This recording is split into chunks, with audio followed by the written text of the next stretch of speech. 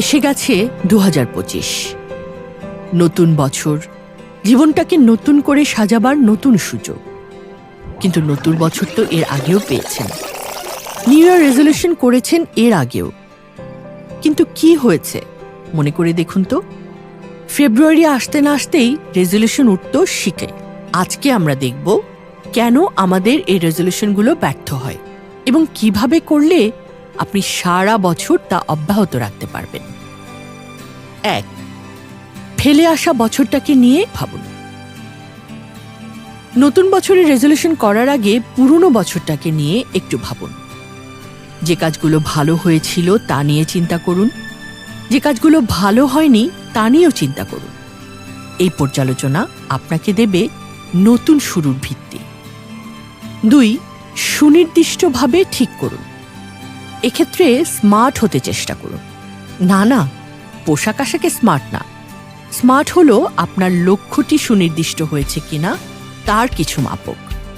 Specific, measurable, achievable, relevant, time bound. যেমন, আমি সুস্থ হতে চাই এটা না বলে বলুন, আমি সপ্তাহে 5 দিন অন্তত 30 মিনিট করে হাঁটব এবং এটা আমি শুরু করব 2 ফেব্রুয়ারি থেকে। আপনি আপনার লক্ষ্যকে যত সুনির্দিষ্ট করবেন তত তা অর্জন করা আপনার জন্য সহজ। 3. ফলাফল না, কাজের দিকে মন দিন। আমরা অনেক বড় বড় লক্ষ্য ঠিক করি, কিন্তু সেটার জন্য কাজের ধাপগুলোকে নির্দিষ্ট করি না। ফলে বাস্তবে কাজটা হওয়া তো দূরের কথা, শুরুই হয় না। যেমন, বছরে 12টা বই পড়বেন, এটা না বলে ঠিক করুন প্রতিদিন 20 মিনিটের জন্য আপনি পড়বেন। প্রতিদিনের এই ছোট ছোট কাজই মাস বছর শেষে আপনাকে এই 12টা বই পড়ার কাজকে সম্ভব করে তুলবে। 4.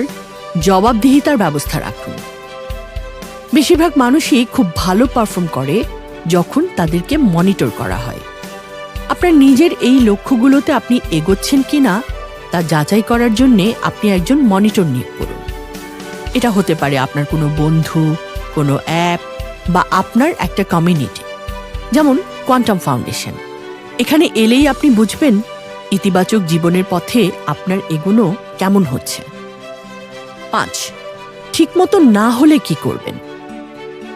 সব দিন আপনি হয়তো ঠিকমতো করতে পারবেন না, 2-1 দিন বাদ যেতে পারে, বা যেভাবে চাচ্ছেন সেভাবে নাও এগোতে পারে। এরকম হলে প্ল্যানটাকে নতুনভাবে সাজান। মনে রাখবেন, নিখুঁত হওয়ার চেয়ে কর্মসম্পাদনকারী হওয়া অপেক্ষাকৃত শ্রেয়। আর 2025ই তো এটার শ্রেষ্ঠ সময়। এবারে আপনার পালা। জানান আমাদেরকে কি ঠিক করেছেন নতুন বছরে নিউ ইয়ার রেজলিউশন হিসেবে।